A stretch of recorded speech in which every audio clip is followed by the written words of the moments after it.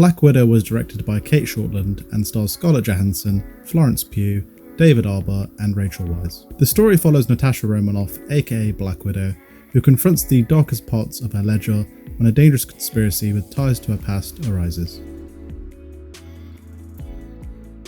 Scarlett Johansson returns in the role of Natasha Romanoff for her 8th and most likely final appearance in the role. She handles both the emotional elements and action beats of her character with the same level of intensity that we've seen in her previous appearances. Where Johansson shines is in her chemistry with newcomer Florence Pugh, who plays her sister Yelena. It's in this dynamic between these characters that allows their acting chops to really flourish. Rachel Weisz and David Harbour provide solid support in their roles of Melina and Alexei. Harbour provides the comic relief in the movie, as his top-notch Russian accent, along with his great comic timing, were a joy to watch. Weisz, on the other hand, while efficient in her role, doesn't do much in the movie, as the script offers little for her character to contribute within the story.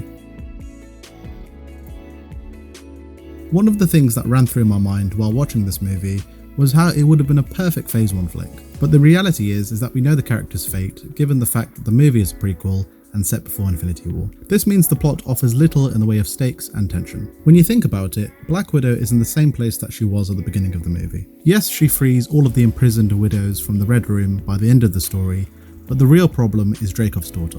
While Natasha redeems her ledger in her eyes by freeing Antonia, aka Taskmaster, away from Dreykov, the previous continuity, especially in the Avengers movies, explicitly mentions that her ledger is gushing red, as per Loki's words. Natasha's effort to save Antonia as a way to erase her ledger is for me lazy writing. It undermines her sacrifice in Avengers Endgame, which ironically she did as a result of the horrible things that she had done as a spy.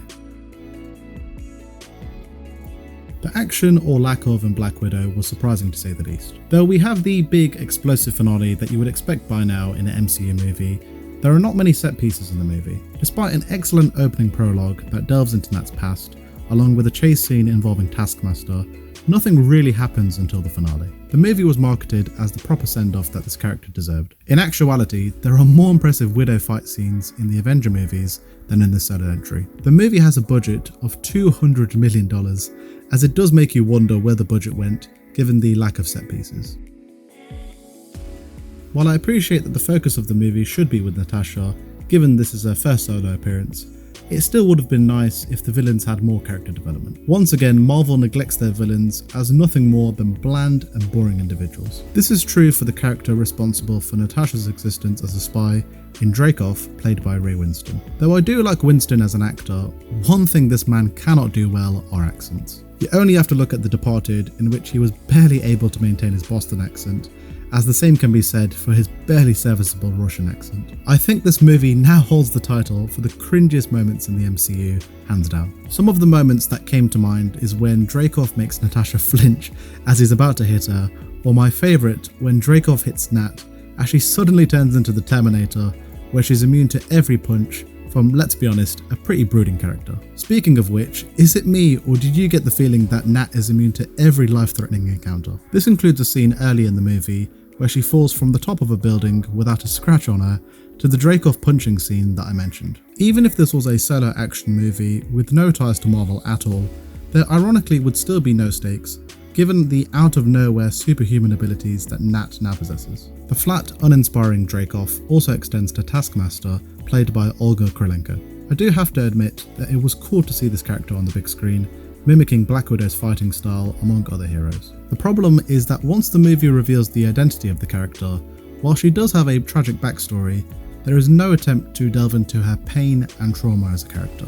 In short, while there's good time developed to Natasha and her adopted family, the same can't be said for the villains of the movie, who are boring and one-dimensional. The plot offers little in the way of tension, just by the sheer fact that the movie is a prequel, along with undermining Natasha's sacrifice in Endgame through retconning of her character's past. The set pieces are unfortunately few and far between, with the movie taking a prolonged gap between the opening set pieces and the finale. Overall, I really wanted this movie to be a great send-off for Natasha Romanoff, but unfortunately her solo effort gets more wrong than right, as I'm going to give Black Widow a 5 out of 10. So I'll now hand it over to you, as I want to find out your thoughts on Black Widow, and did you think this was the perfect send-off for the character, as I'd love to hear your thoughts down in the comment section below. Also, if you're a big fan of movies like myself, then be sure to hit the like and subscribe buttons, along with the notification bell to keep up to date with my latest videos. Thank you guys for watching, and as always, I'll see you in the next one.